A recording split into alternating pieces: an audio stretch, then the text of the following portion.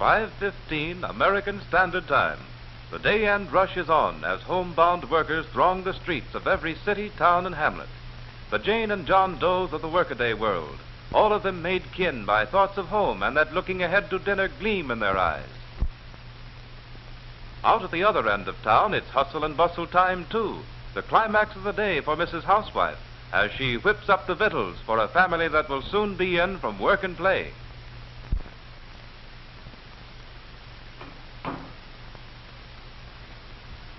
Chubby tore Dorothy's dress today.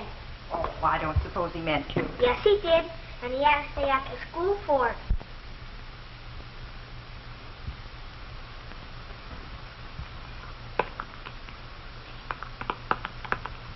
Nearly through, dear?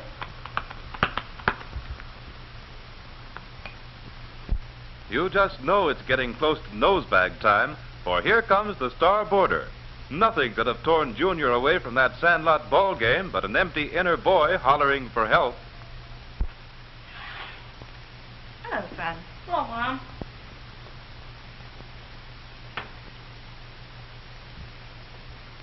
Here. None of that. What you got for dinner, Mom? This, Junior, is a roast of lamb. Boy, it sure smells good. Now run along, get ready for dinner, son. Oh, gee. Your father'll be here any minute. And hungry. Okay.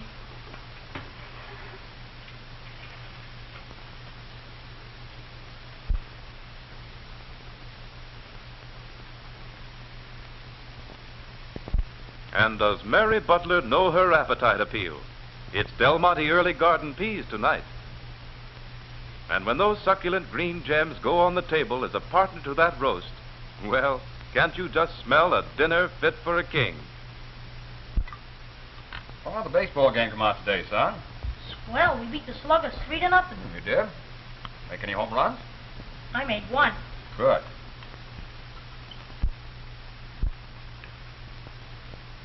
Could I have some more, Dad? What? You've got a regular man-sized appetite tonight, son. Well, I've been doing man-sized work. You mean chasing that baseball around the sand lot? Well, it makes you awfully hungry.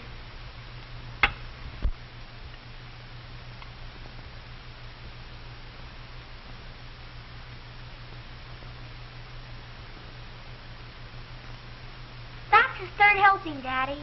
So what? You've had 2. Now, children. There's plenty for everyone. Daddy, did you have peas like this when you were little? Yes, Lynn, we had peas that tasted just like these. Only not as often as you do. Why not? Well, we had to wait until they were in season. I used to go out in the garden and pick them fresh for dinner. Daddy, how do peas grow? On a vine, stupid. Don't you know anything? That's enough, Junior. Finish your dinner. I mean, how do they get in the can? You really want to know? Uh-huh. Well, I'll tell you. After dinner, we'll get the big wonder book and I'll tell you the whole story.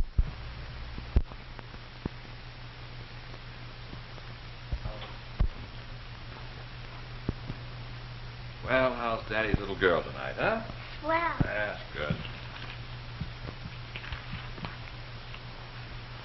That's it. No, this isn't a page. Here it is.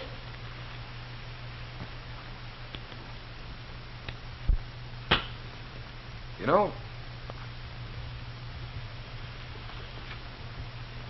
when I was a boy, we had a small vegetable garden not far from the kitchen door. When peas were in season, Mother used to send me out to pick them.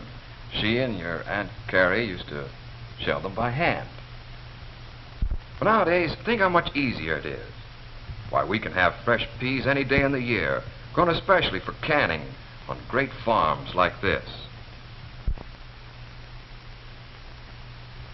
Down below, hedged around by a checkerboard of golden grain fields and yellow-green corn, are the pea fields of the Midwest, heart of America's great pea-growing region.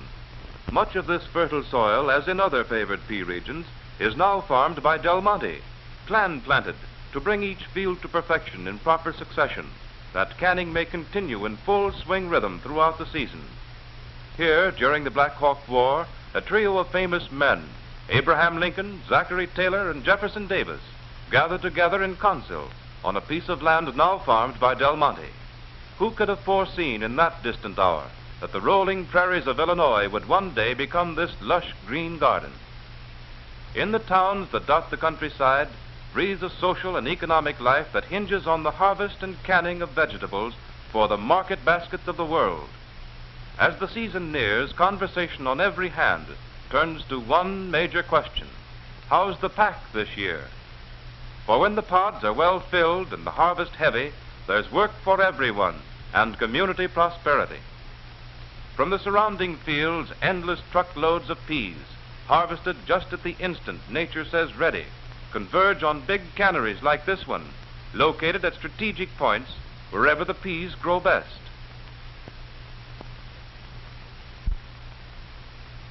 Long before the vines in the fields poked their tendrils above ground, Del Monte fieldmen were busy on soil tests, fertilization, selection of seed, and painstaking soil preparation, lending every scientific aid to develop the finest peas that can be grown.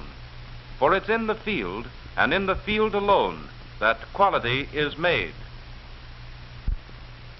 Now, with the vines full grown, every safeguard is taken to protect that quality right into the can.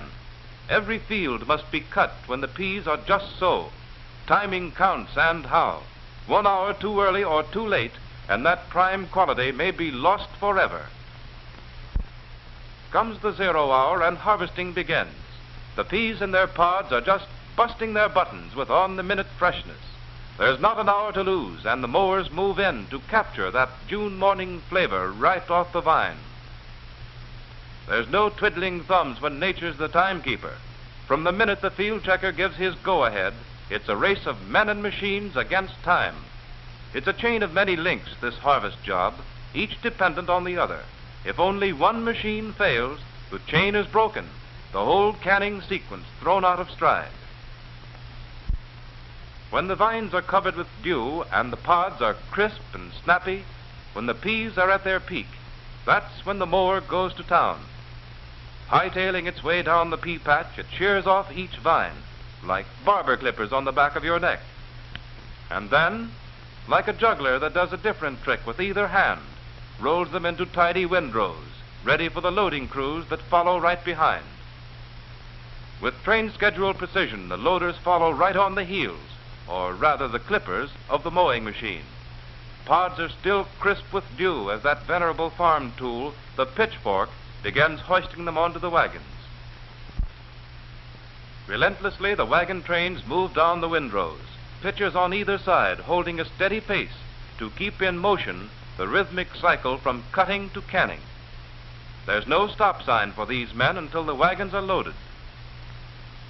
And if you've never worked on a farm, just try that on your sacroiliac.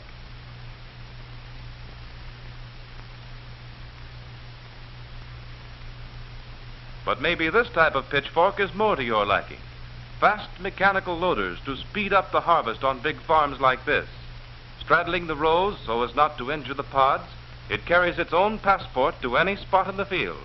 Its endless grapplers, gentle as a kitten, pick up the vines, take them for an escalator ride, and toss them lightly onto the load. More and more, Del Monte uses such high-speed equipment to step up the harvest pace, to safeguard that distinctive quality Del Monte demands in peas. For Del Monte methods, like Del Monte men, must lead in the march of progress. Loaded now, looking like a parade of gray-green circus elephants, linked trunk to tail, the wagon train lumbers across the fields to the vining station for the next chapter of pea progress. Hour after hour, the loaded wagons roll up to the viners, those shiny cylinders that look like aluminum prairie schooners. The vining station is the heartbeat of the harvest, a teeming beehive of men and machinery that does what the housewife used to do by hand, shell the peas. This machine, supplanting slow, costly hand methods, really put America into the pea business in a big way. What happens inside the viner is much the same as if you tossed a pea pod in the air and gave it a firm whack with a flat paddle. Inside the viner, huge paddles, set at just the right angle, smack each mass of falling pods and vines. The air inside each pod is compressed by the blow. The pod bursts open at the seams, and the tender peas burst out. just as firm and uninjured as though you had shelled them by hand. And so the harvest job goes on, often through the night. There's only one moment in the life of every pea field when nature says, now's the time to act. And be it dawn or midnight, that's the instant Del Monte men spring into action. Only such vigilance can capture the tenderness and flavor for which the Del Monte label always stands. Short moments away from the harvest fields, the peas arrive at the cannery, where they wonder perhaps, what are these fellows doing? But they'll have to get used to constant inspection. By the time they're ready for the shiny tins at the other end of the cannery, they'll be the most scrutinized peas in the world. Here is the dispatch room that starts the peas over the packing line. From here on, every pea will pass through test after test, elimination after elimination, until at the end, only the very prime peas will have won their spurs for the Del Monte Early Garden Pack. From start to finish, it's every pea for himself, and only the fit survive. Chapter 1 in the cannery story is the shaker cleaner, a cute gadget with a movement like a rumba dancer, only more of it. The peas dance along until they find a convenient little manhole to drop through, while any pods, stems, or bits of vine get shunted onto a sidetrack. This is just a sort of warmer-upper. Those peas ain't seen nothing yet. Now the peas cease to be landlubbers and turn into long-distance swimmers, and what a dunking! In the riffle washer, they shoot the shoots in clean, fresh water, so regulated that peas pass over, while heavier matter is trapped in the riffles. Then they get taken for a ride by a spiral conveyor that boosts them along to a rotary washer. Being heavier than water, peas sink to the bottom. Bits of stems, leaves, or skins are skimmed off the top. By now, Mr. and Mrs. P began to think life in a cannery is one long Saturday night. In the rotary washer, they take a scrubbing like a small boy whose folks are expecting company. If peas had ears, this washer would get behind them, and that's no fooling. The next operation gives two things, an elevator ride and a bubble bath. As the peas travel up a pipe conveyor to the top floor of the cannery, the water that carries them is bubbled constantly by a stop-and-go surge of water. Every little pea goes to the top in a billow of foam, and gets a shampoo in the bargain. The water separator drains the peas and at the same time eliminates loose skins and broken pieces. Now here's real magic, the Colossus grater, and what sleight of hand stunts it does. Up to this point, peas of every size are mixed together like a herd of sheep, but that's no go when you're after flavor. It takes skillful blending of just the right sizes to give that natural June morning taste so characteristic of the early garden blend. No one size or sieve of peas can do it alone. No hit or miss assortment of sizes can do it either. So let's see what goes into the Del Monte Early Garden Blend. These peas sit for their portrait just as they came off the vines, a jumbled collection of mixed-up sizes. Many of them just don't have what it takes for Del Monte. So let's put them through the grater and sort them into their respective sizes. Now, as peas grow in size, their flavor undergoes marked changes. These two young fellows are weak and watery. Flavor hasn't yet had a chance to develop. So Del Monte says, out you go. As peas approach old age, their sugars change to starch. So these overgrown ones, hard and starchy, their flavor gone, are ruled out too. It's the blending of those in-between sizes that gives the true, natural pea flavor.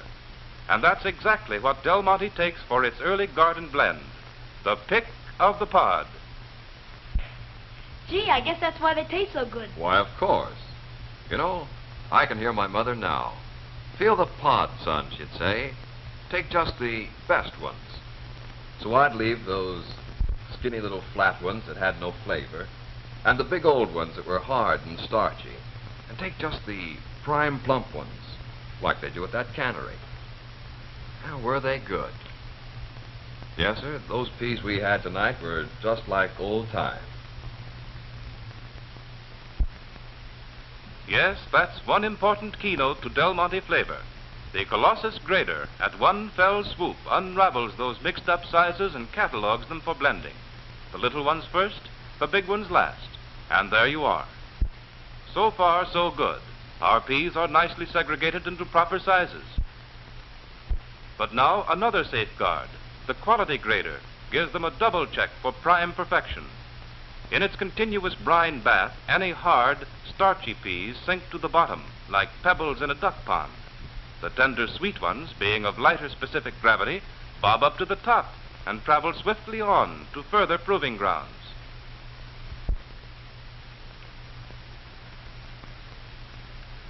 Still, the elimination race goes on.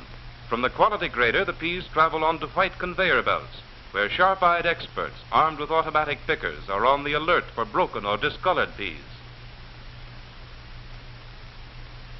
This is just one more safeguard to the quality of that early garden blend.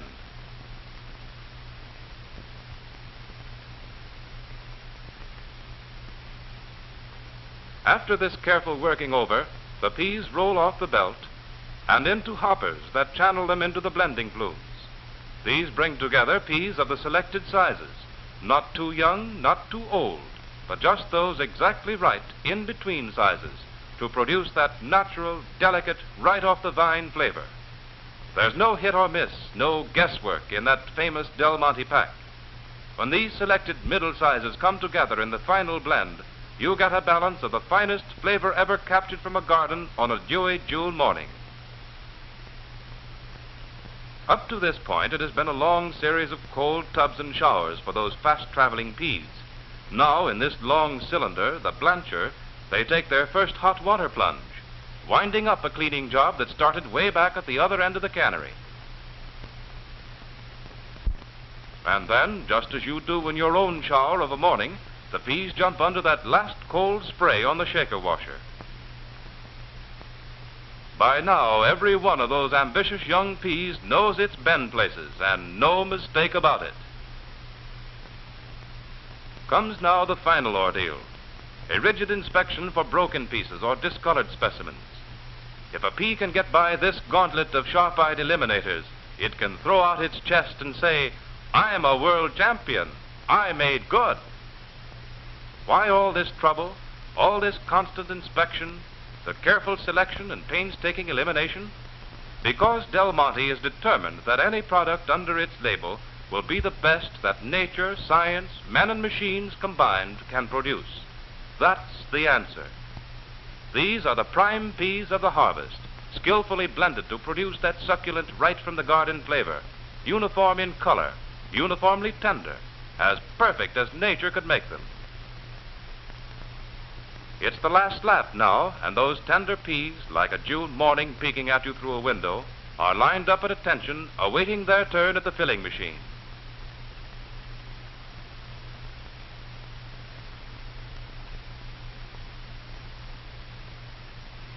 Just before the fill, each can gets a cleansing blast of live steam. Canning is a fast tempo climax that happens faster than you can say Del Monte, and the filling machine, little less than human, fills each can at the rapid-fire rate of 3 to the second. Then away they march like an endless parade of proud tin soldiers into the automatic sealer where caps are crimped on, and they're ready for the cookers, huge pressure cookers, checked and checked again by rigid time and temperature controls. Only a short while before, the peas inside those cans were growing in the fields. In any man's language, that's traveling.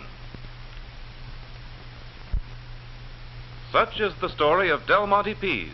The story of quality started long before the seeds themselves were planted in the soil. A quality nurtured in the fields by scientific cultivation, improved in the cannery by careful selection and exacting supervision, and made available under the famous Del Monte label to housewives everywhere.